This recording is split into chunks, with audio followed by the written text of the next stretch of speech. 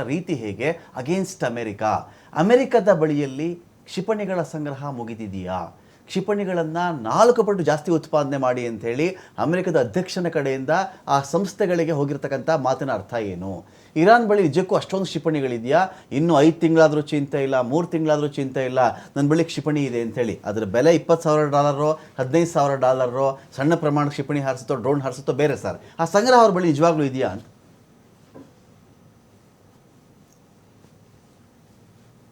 ಅಷ್ಟೊಂದು ಶಕ್ತಿ ಎರಡೂ ರಾಷ್ಟ್ರಗಳಿಗೆ ಇವತ್ತಿಲ್ಲ. ಒಂದು ಪ್ರೊಲಾಂಗ್ಡ್ ವಾರ್ಗೆ ಇರಾನ್ ಸಿದ್ಧವಿಲ್ಲ. ಇರಾನ್ ಹತ್ರ ಎಷ್ಟೇ ಕ್ಷಿಪಣಿಗಳಿದ್ರೂ ಆ ಕ್ಷಿಪಣಿಗಳನ್ನ ಎಷ್ಟು ದಿವಸದ ತನಕ ಉಪಯೋಗಿಸ್ಲಿಕ್ಕಾಗತ್ತೆ. ಇವತ್ತು ಅವರ ಶಕ್ತಿ ಇರೋದೇನು ಅಂತ ಅಂದ್ರೆ, ಅವರು ಅಮೆರಿಕಾದ ಮಿತ್ರ ರಾಷ್ಟ್ರಗಳ ಮೇಲೆ ಹೆಚ್ಚು ಎಫೆಕ್ಟಿವ್ ಆಗಿ ಆ ಕ್ಷಿಪಣಿಗಳನ್ನು ಬಳಸ್ಕೊಳ್ಳುವ ಕ್ಷಮತೆ. ಮತ್ತು ಎರಡನೇದಾಗಿ ಅವರು ಈ ಆಯಿಲ್ ಹೋಗೋದನ್ನ ತಮ್ಮ ಸ್ಟ್ರೈಟ್ ಮುಖಾಂತರ, ಹಾರ್ಮೋನ್ ಸ್ಟ್ರೈಟ್ ಮುಖಾಂತರ ತಡೆಯುವ ಕ್ಷಮತೆ, ಈ ಶಕ್ತಿಯನ್ನು ಉಪಯೋಗಿಸ್ತಾರೆ. ಅಮೆರಿಕವಾಗಲಿ ಇರಾನ್ ಆಗಲಿ ಬಾಯಲ್ಲಿ ಹೇಳೋದಕ್ಕೂ ಅವರ ಆಂತರಿಕ ಶಕ್ತಿಗೂ ಬಹಳ ವ್ಯತ್ಯಾಸ ಇದೆ. ಯಾವುದೇ ಅಮೆರಿಕಾದಂತಹ ಶ್ರೀಮಂತ ಶಕ್ತಿಶಾಲಿ ರಾಷ್ಟ್ರಕ್ಕೂ ಕೂಡ ಒಂದು ಪ್ರೊಲಾಂಗ್ಡ್ ವಾರನ್ನ ಸಹಿಸಿಕೊಳ್ಳುವಂತಹ ಕೆಪಾಸಿಟಿ ಇಲ್ಲ. ಅವರ ಎಕಾನಮಿ ಅಪ್ಸೈಡ್ ಡೌನ್ ಆಗಬಹುದು.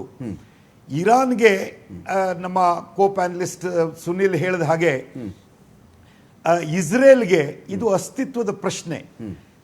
ಇರಾನ್ ಏನಾದರೂ ನ್ಯೂಕ್ಲಿಯರ್ ವೆಪನ್ ಅನ್ನ ಡೆವಲಪ್ ಮಾಡಿದ್ರೆ ಅದು ಇಸ್ರೇಲ್ನ ಸರ್ವನಾಶಕ್ಕೆ ಮೂಲ ಕಾರಣವಾಗುತ್ತೆ.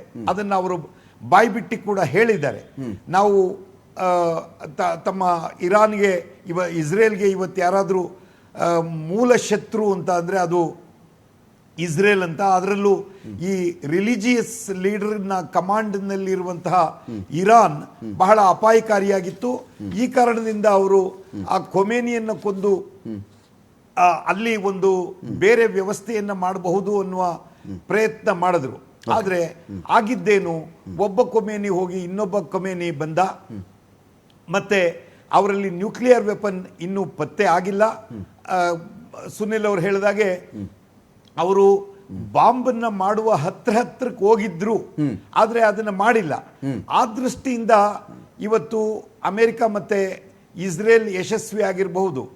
ಆದ್ರೆ ಈ ಇರಾನ್ನಲ್ಲಿರುವ ಶತ್ರುತ್ವ, ಅವರಲ್ಲಿ ಇಸ್ರೇಲ್ ಮೇಲಿರುವ ವಿಷ ಮುಗಿಯಲ್ಲ.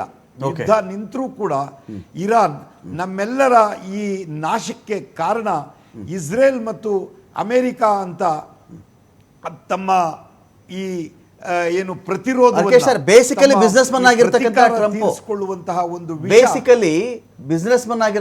ಟ್ರಂಪ್ ನಿಜವಾಗ್ಲೂ ಇಸ್ರೇಲ್ ಜೊತೆ ನಿಂತ್ಕೊಂಡು ತನಗೇನು ಲಾಭ ಇಲ್ಲದೆ ಎಷ್ಟು ದಿನ ಈ ತರ ಯುದ್ಧ ಮಾಡಬಲ್ಲ ಮನುಷ್ಯ ಅಂತ ಪರ್ಮನೆಂಟ್.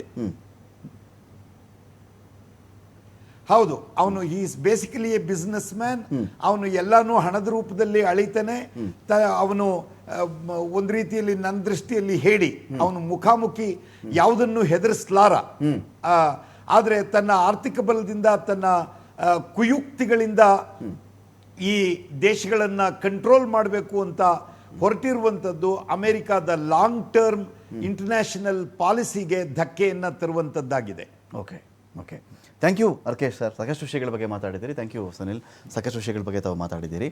ಇಲ್ಲಿ ಭಾರತದ ಸಮಸ್ಯೆ ಏನು ಬರ್ತಾ ಇದೆ ಅಂತ ಹೇಳಿದ್ರೆ, ನಮ್ಮ ದೇಶದ ಅನ್ನದ ಬಟ್ಟಲಿಗೆ ಯುದ್ಧ ಬಂದು ನಿಂತ್ಕೊಂಡಿದೆ. ಇಲ್ಲಿ ಜನಗಳಿಗೆ ಪ್ಯಾನಿಕ್ ಬೈಯಿಂಗ್ ಕೂಡ ಇದೆ. ನಾವು ಅದನ್ನು ಅಲ್ಲಗಳೆಯೋಕ್ಕಾಗಲ್ಲ. ಸಿಗುತ್ತೋ ಸಿಗಲ್ವೋ, ಯಾರಿಗೆ ಆದರೂ ಅಲ್ಲೇನೋ ಯುದ್ಧ ನಡೀತಾ ಇದೆಯಂತೆ, ಎಷ್ಟು ದಿನನೋ ಏನೋ ಗ್ಯಾಸ್ ಸಿಲಿಂಡ್ರು ಇನ್ನು 15 ದಿನಕ್ಕೆ ಬರುತ್ತೋ 10 ದಿನಕ್ಕೆ ಬರುತ್ತೋ 5 ದಿನಕ್ಕೆ ಬರುತ್ತೆ ಅಂತ ಇದ್ದರೆ ಅಕಸ್ಮಾತು ಪರವಾಗಿಲ್ಲ, 5 ದಿನದ್ದು ಆ ಸಿಲಿಂಡರ್ ನಾವು ಖಾಲಿ ಇದೆ ಅಂತಲೇ ಕೊಟ್ಟುಬಿಟ್ಟು ಆ ಕಡೆಯಿಂದ ಇನ್ನೊಂದು ಸಿಲಿಂಡರ್ ತೊಗೊಂಡ್ಬಿಡೋಣ. 400-450 ಸಿಲಿಂಡರ್ಗಳು ಬುಕ್ ಆಗ್ತಿದ್ದಂಥ ಜಾಗದಲ್ಲಿ ಒಂದು ಏಜೆನ್ಸಿಗಳಲ್ಲಿ 2300-2400 ಸಿಲಿಂಡರ್ಗಳಿಗೆ ಬೇಡಿಕೆ ಬರ್ತಿದೆ ಅಂತ ಹೇಳಿದ್ರೆ ಪ್ಯಾನಿಕ್ ಇರೋದು ನಿಜ.